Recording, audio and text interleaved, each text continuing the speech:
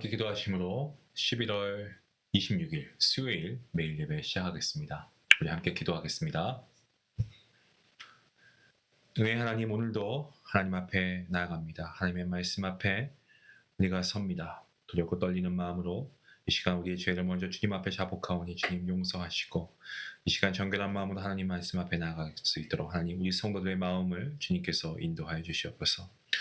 오늘도 혹여 우리의 성도님들 가운데, 우리의 중한 가족분들 가운데 지친 몸이 있습니까? 정말 상한 마음을 가지고 주님 앞에 나온 자들이 있습니까? 인생의 무게와 세상의 염려로 힘이 빠질 때, 정말 슬픔 가운데 있을 때 주님 안에서 새 힘을 얻게 하여 주시옵소서. 독수리가 나에게 침이 올라가듯 정말 우리의 믿음의 새 힘으로 다시 일어서게 하시고, 우리의 생각이 아니고 하나님의 능력으로 우리가 이 믿음의 길을 끝까지 경주하며 잘 우리가 완주할 수 있도록 하나님께서 우리를 인도하여 주시옵소서. 이 매일 예배를 통하여서 하나님의 위로하심과 우리 영혼이 정말 하나님의 말씀의 은혜로 충만케 허락해 주시고, 무엇보다 성령의 능력으로 우리가 충만케 아버지 되는 놀라운 역사가 있게 허락해 주시옵소서.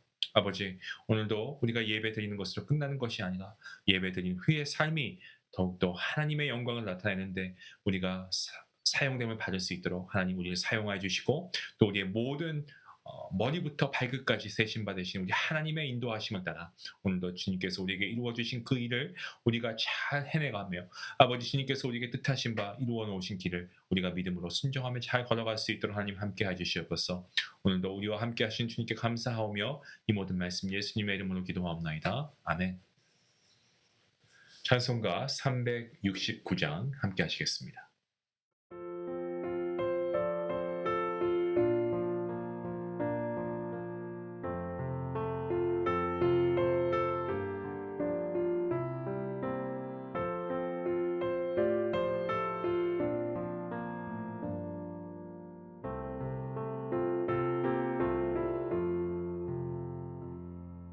죄짐 맡은 우리 구주 어찌 좋은 친구인지,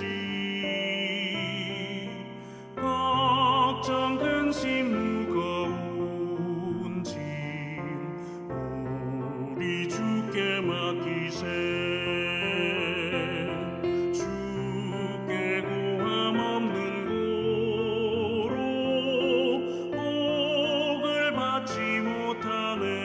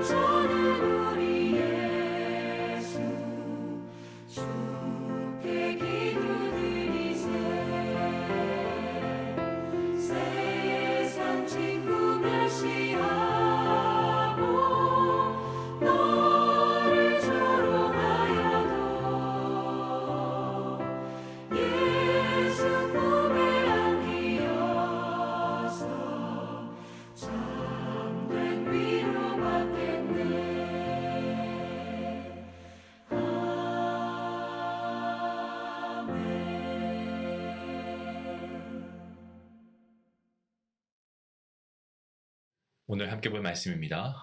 여호수아 9장입니다. 1절부터 15절까지의 말씀 되겠습니다.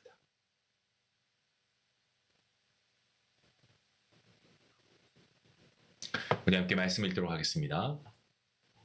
이 일 후에 요단 서쪽 산지와 평지와 레바논 앞 연안에 있는 햇사람과 아모리 사람과 가나안 사람과 브리스 사람과 히위 사람과 여부스 사람의 모든 왕들이 이 일을 듣고 모여서 일심으로 여호수아와 이스라엘에 맞서서 싸우려 하더라.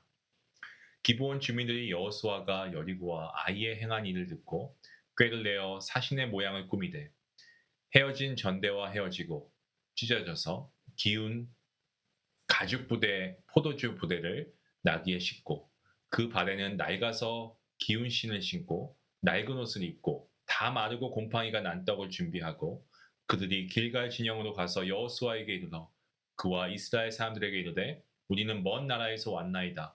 이제 우리와 조약을 맺읍시다 하니 이스라엘 사람들이 히위 사람에게 이르되 너희가 우리 가운데에 거주하는 듯하니 우리가 어떻게 너희와 조약을 맺을 수 있으랴 하나 그들이 여호수아에게 이르되 우리는 당신의 종들이니이다 하매 여호수아가 그들에게 묻되 너희는 누구며 어디서 왔느냐 하니 그들이 여호수아에게 대답하되 종들은 당신의 하나님 여호와의 이름으로 말미암아 심히 먼 나라에서 왔사오니 이는 우리가 그의 소문과 그의 애굽에서 행하신 모든 일을 들으며 또 그가 요단 동쪽에 있는 아모리 사람의 두 왕들 곧 헤스본 왕 시온과 아스타롯에 있는 바산 왕 옥에게 행하신 모든 일을 들었음이니이다.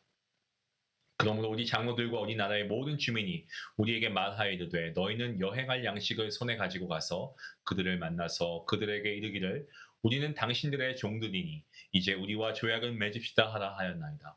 우리의 이 떡은 우리가 당신들에게로 오려고 떠나는 날에 우리들의 집에서 아직도 뜨거운 것을 양식으로 가지고 왔으나 보소서 이제 말랐고 곰팡이가 났으며 또 우리가 포도주를 담은 이 가죽 부대도 새 것이었으나 찢어지게 되었으며 우리의 이 옷과 신도 여행이 매우 길었으므로 나이가 졌나이다 한지라.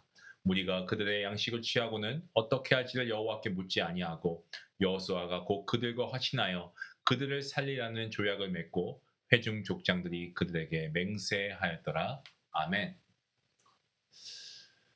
오늘 말씀 그 내용은 가나안의 여러 왕들이 연합해서 이스라엘과 맞서 싸우려는 국면으로 들어서고 있는데요. 여리고와 아이의 함락 소식 가나안 전역에 퍼졌습니다. 그리고 각 성의 왕들 그야말로 공포의 도가니였겠죠. 공포에 휩싸였지만 동시에 두려움이 오히려 결집의 계기가 되었습니다. 이스라엘이 아이성에서 한 차례 패배했다는 소식 그들에게는 오히려 희망으로 작용한 거죠.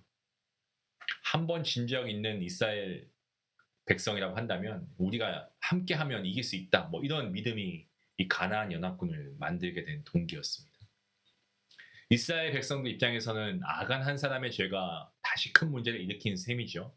그의 죄가 개인의 일이 아니고 공동체 전체의 어떤 큰 약점이 되었고 결국 더 큰 전쟁으로까지 이어지는 결과를 초래했습니다. 죄라고 하는 것은 언제나 파급력이 있습니다. 그래서 하나님은 죄를 결코 그냥 방치하지 않으십니다. 잠언 5장 말씀에 참 두려운 말씀이 있죠. 그의 진문에도 가까이 가지 말라라고 하신 게 바로 그 말씀이죠. 죄 근처에도 가지 말아야 됩니다. 그런데 더 놀라운 것은 이 모든 상황 가운데서도 하나님의 섭리가 여전히 흐르고 있다는 것이 참 놀라운 그러한 말씀입니다. 신명기에서 하나님께서는 이미 6족속의 이름을 말씀하시면서 그들을 진멸하라라고 명령하셨고 지금 그 말씀이 정확하게 이루어지고 있습니다. 인간의 죄와 실패까지도 하나님의 계획을 막을 수는 없습니다. 한편 모든 가나안 족속이 이스라엘과 싸울 준비를 하는데 이 기브온 사람들은 다른 선택을 합니다. 보니까 그들은 꾀를 내어서 자신들을 먼 나라에서 온 사신으로 꾸밉니다. 가장합니다. 찢어진 가방, 낡은 신, 곰팡이 핀 떡 이런 것을 준비하고 길갈 진영에서 거기에 가서 우리가 먼 나라에서 왔습니다. 우리와 조약을 맺어주십시오. 평화 조약을 맺어주십시오라고 엎드립니다. 이거는 단순히 동경심을 유발하려고 한 그런 행동이 아니었습니다. 기브온 사람들은 이스라엘의 율법을 알고 있었어요. 신명기 20장에는 이스라엘이 가나안 땅 사람들과는 싸워야 하지만 멀리 있는 나라 사람들하고는 먼저 화평을 선언해야 한다는 규정이 있었습니다. 그 조항의 빈틈을 기브온 사람들이 이용을 한 거죠. 여호수아와 이스라엘 장로들 처음에는 의심했습니다. 너희는 우리 가운데 사는 희위 족속 아니냐? 어떻게 너희와 조약을 맺을 수 있냐? 그때 기브온 사람들이 뭐라고 합니까? 자신들을 낮추면서 우리는 당신의 종입니다라고 간청하죠. 결국 이스라엘 백성들은 그들의 말을 듣고 화친 조약을 맹세합니다. 근데 바로 그 순간 성경은 짧은 한 줄을 덧붙이죠. 그 말씀이 뭡니까? 14절 말씀에 여호와께 묻지 아니하고, 여호와께 묻지 아니하고, 여호와께 묻지 아니하고, 이 한 문장은요 모든 것을 설명합니다. 이스라엘은 기브온의 속임수를 간파할 수 있었습니다. 하지만 묻지 않았죠. 여리고의 승리, 아이성의 재기, 연이은 성공이 그들을 교만하게 만들었습니다. 참 교만이 돼서 무서운 겁니다. 인간적인 판단과 감정이 하나님의 뜻보다 앞서다니요. 하지만 지금 그러한 상황이 발생하고 있지 않습니까? 하나님께 묻지 않은 이 짧은 순간의 방심이 이후 가나안 연합군과의 전쟁을 야기시킵니다. 불러오는 거죠. 이 말씀이 오늘 우리에게 깊은 울림을 주지 않습니까? 우리는 하루에도 수없이 선택이라는 것을 합니다. 아침에 눈을 뜰 때부터 출근길의 작은 어떤 결정들, 인간관계의 말 한마디까지 모든 선택의 연속 아니겠습니까? 모든 일마다 하나님께 묻는 것이 당연하다는 것을 우리가 이상적으로는 알고 있습니다만 과연 우리의 삶 가운데, 현실 가운데에서 우리가 이것을 잘 지키고 있냐는 거죠. 아마 말씀을 들으신 여러분도 그럴 거예요. 살다 보니까 그게 쉽지 않습니다. 그렇죠? 급하게 판단하고 때론 감정에 치우쳐 결정하고 그리고 나서 뒤늦게 깨닫습니다. 아, 왜 하나님께 묻지 않았어요? 왜 묻지 않았을까?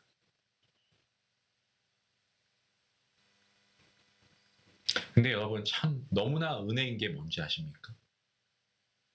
하나님 말씀은요 우리를 그냥 절망에 머물게 하지 않습니다. 우리가 하나님께 묻지 못할 때 대신 묻고 계신 분이 계세요. 바로 우리 예수 그리스도이십니다. 예수님이세요. 히브리서 7장 25절 말씀에 이렇게 히브리서 설교자가 이야기합니다.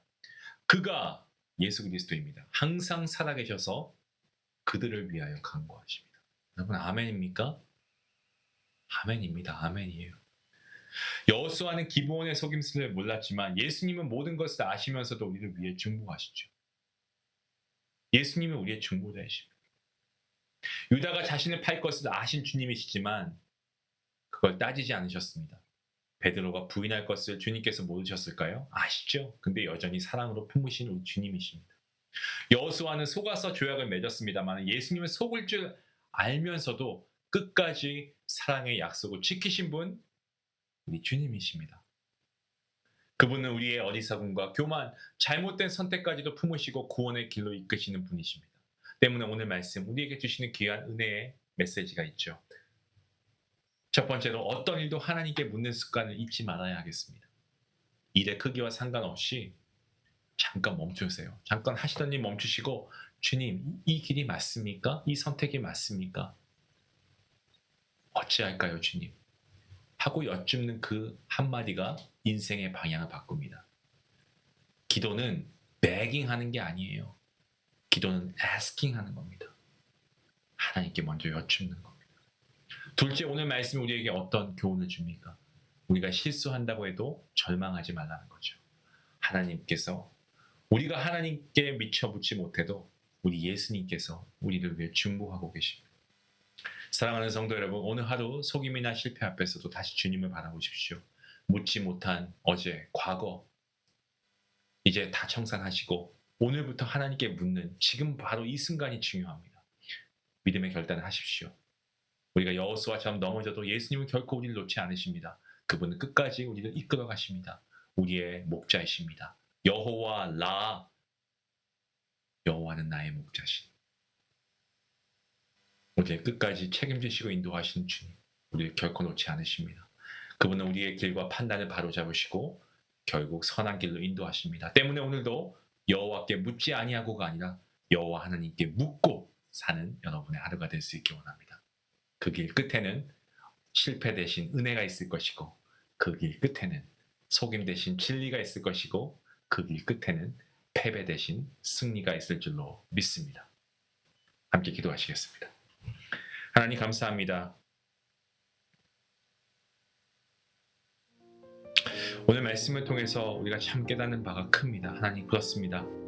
혼탁한 세상에 정말 우리가 하나님께 묻지 않고 살아가는 우리가 참 이거는 용기가 있는 것이 아니고 담대한 것이 아니고 참 어리석은 모습이 아니겠습니까? 하나님 이 시간 다시 하나님께 나아갑니다. 하나님께 묻겠습니다.